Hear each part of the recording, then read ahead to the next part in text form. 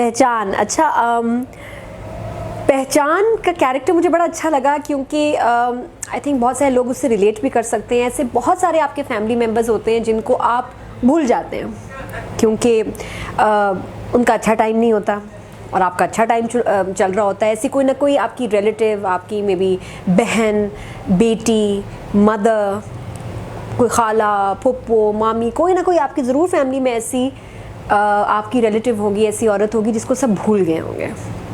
तो मेरा भी कैरेक्टर एक ऐसा है जिसको उसका भाई भूल गया, ख़ानदान भूल गया, किसी को याद नहीं कि वो है या कभी थी, और 13 साल से उसको किसी ने पूछा नहीं, और वो अकेले एक अपने फादर की हवेली में रहती है और उसको ये था कि ये हवेली ना बिके। उसकी वजह से सब नाराज़ थे और she has been living alone for many years, forgotten.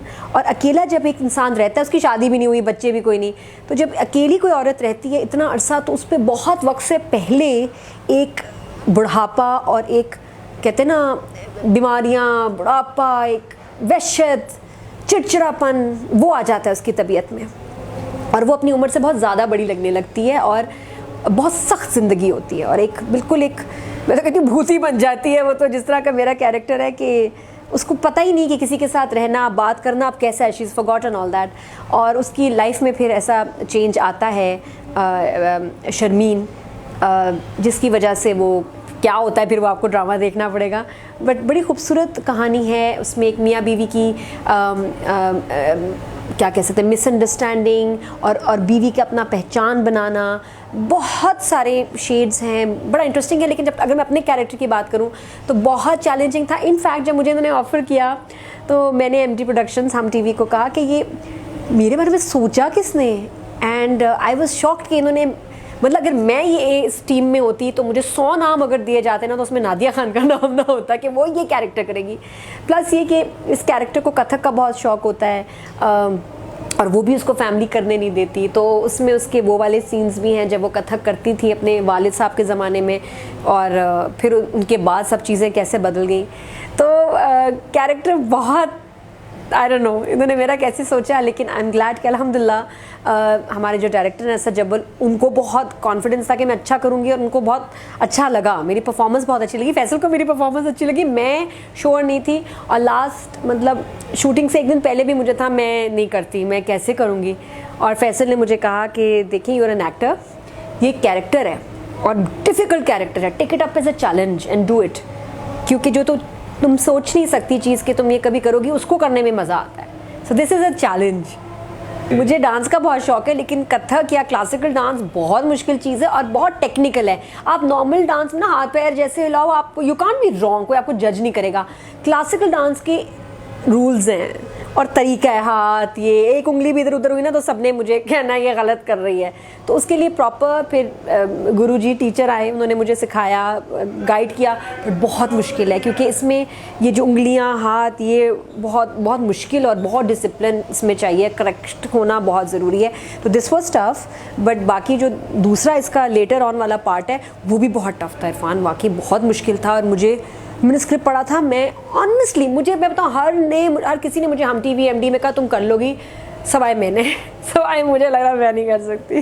और एक और मैं अगर बात बताऊँ कि आजकल की एक्ट्रेसेस में समबडी माई एज ये कैरेक्टर करे ना, और जिस तरह का ये नॉन ग्लैमरस कैरेक्टर है कि मेरे पास 6-7 कमीज़ें होंगी ऑफ डलेस्ट कलर्स, कोई मेकअप नहीं है पूरे ड्रामे में, मेरे बाल कोई नहीं बने हुए, बल्कि मैं ऐसे धो के ना ऐसे चली जाती थी वॉश करके रोज़, तो उस पर कहीं स्प्रे लगा दिया, इधर उधर फैला दिए। ये बहुत कम होंगे एक्टर्स जो ऐसे करेंगे, क्योंकि हम लोग बहुत ग्लैमर और लुक कॉन्शियस हैं, और मुझे ऑनेस्टली फ़र्क नहीं पड़ता। मैं आप यकीन करें मैंने मॉनिटर पे आज तक अपना स्क्रीन नहीं देखी अपनी कि मैं लग कैसे रही हूँ उस प्रोजेक्ट में, because for me it's a character बस। तो ये भी एक बात है कि मुझे विदाउट मेकअप, विदाउट ग्लैमर मैं इस ड्रामे में आई हूँ। आई थिंक लोग बहुत समझदार हो गए हैं और वो फेडअप हो गए एक जैसी वो जो है ना पेंट हुई हुई शक्लों को देख देख के। हमारे ड्रामाज, हमारे कैरेक्टर्स, हमारे आर्टिस्ट इतने प्रिडिक्टेबल हैं कि आप किसी एक्टर के 10 ड्रामे आप उठा लें, एक जैसी लुक है, आप कितना वेरिएशन दे देंगे, मैं तो लकी हूँ और मुझे अब अच्छा लग रहा है कि मैं तो कह रही हूँ प्लीज़ मुझे कैरेक्टर्स दो अच्छे मुश्किल। मुझे मिमिक्री का बहुत शौक है, मैं तो अपनी आवाज़ बदल के भी बोलना चाहती हूँ। मैंने कितने ड्रामे किए, अमीर बाप की बिगड़ी हुई बेटी, I am sick of them. और अब मुझे अच्छा लग रहा है कि अब मुझे फाइनली डॉली डार्लिंग में मैंने बड़ा इन्जॉय किया। कैरेक्टर रोल्स में ज़्यादा मज़ा आता है because you have performance for margin. और मुझे लगता है कि जो मेरे फैंस हैं या व्यूअर्स हैं उसको पसंद करेंगे कि देखो इसने ये कितना मतलब डिफरेंट किया है। एंड आई थिंक लोग चाहते हैं अब आर्टिस्ट को डिफरेंट देखने में, गेटअप में, वही शक्लें वही गेटअप नहीं होना चाहिए। मैंने जब ये स्क्रिप्ट पढ़ा मैंने कहा फैसल मैं नहीं कर रही है, ये बहुत मुश्किल है, ये डिफरेंट है, तो आई डोंट नो, मुझे इट्स नॉट मी, मैं कैसे करूँगी। तो उन्होंने कहा था आपको करना चाहिए। मैं मेरे को स्टोरी सुनाई तो मैंने कहा अपनी एज से बड़ा कैरेक्टर है, बाल बिखरे हुए, मेकअप नहीं है, वो सारा मुझे भी थोड़ा सा लग रहा था कि भाई लोग क्या कहेंगे कि ये क्यों ऐसा कैरेक्टर कर रही है, ये क्या लग रही है। तो he said कि नहीं it's good for you. Faisal was very supportive. Faisal is here. And he's here.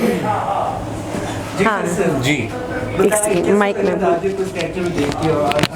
और ये फैसल आते भी थे और मुझे रोज़ ये कैरेक्टर में देखते थे और सिखाता भी था, कथक तक सिखाया मैंने, है ना। नहीं, नादिया में जितना पोटेंशियल है एंड आई सीरियसली थॉट कि नादिया को ऐसा प्रोजेक्ट करना चाहिए। It was really very challenging and Nadia I think she did very well. और जितना सीरियसली ये एक किसी प्रोजेक्ट को लेती हैं उतनी सीरियसनेस से इन्होंने इसको देखा, जाना और अपने आप को ढाला इसमें। और I think she did amazingly good. और मैं पहले एम्बैरेस होती थी कि मैं ये वाइटनर भी लगा हुआ है, बाल ऐसे ये वो, और मैं घर आती थी मैं कहती थी फ़ौरन चेंज कर लूँ और ये वो। मैं तो फैसल कहते थे यू लुक ब्यूटीफुल। कह रहे ये भी खूबसूरती है औरत के, अगर ग्रे बाल हो, वो सादा हो, विदाउट मेकअप हो, हल्का सा काजल लगाओ, ये एक अलग किस्म का ग्लैमर होता है तो उससे मुझे अच्छा लगा कि नहीं ठीक है, आई एम लुकिंग नाइस। नहीं, और सीरियसली इसमें मैंने नादिया को बहुत मिस किया अपने घर में। नादिया की प्रेजेंस नहीं होती थी 12-12 घंटे, तो फिर मैं सेट पे आ जाता था और मिल के हम लोगों ने मतलब हल्ला गुल्ला भी किया, खाने भी खाए, मस्तियाँ भी की। और आज I wanted to give a surprise कि आज नादिया की बर्थडे थी, तो मैंने कहा क्रू के साथ एक हम्बली अगर हम 3 दिन बाद बर्थडे, लेकिन आज उन्होंने कहा कि क्रू के साथ भी एक दिन, वेरी नाइस ऑफ हिम कि फैसल ने सोचा कि क्रू के साथ भी बर्थडे होनी चाहिए, हालांकि बर्थडे भी 3 दिन बाद है। तो I wish her good luck. और मैं आप सबसे कहूँगा कि ये इनका ड्रामा ज़रूर देखिएगा बिकॉज इन्होंने जिस तरह से इस कैरेक्टर के साथ जस्टिफिकेशन की है, it demands a true professionalism. तो Nadia was over the period of time मुझे लग रहा था कि थोड़ी सी रस्टेड हो रही हैं। हाँ। एक तरह का मॉर्निंग शो चल रहा है और जितना इनमें पोटेंशियल है, जितनी वर्सेटाइल प्रोफेशनलिज्म इनके अंदर है, मेरे ख्याल में इनको ऐसे प्रोजेक्ट्स करने चाहिए। और मैंने अगला प्रोजेक्ट करना है जिसमें ना वो आवाज़ बदल के ना वो मैंने वो वाला कैरेक्टर करना है।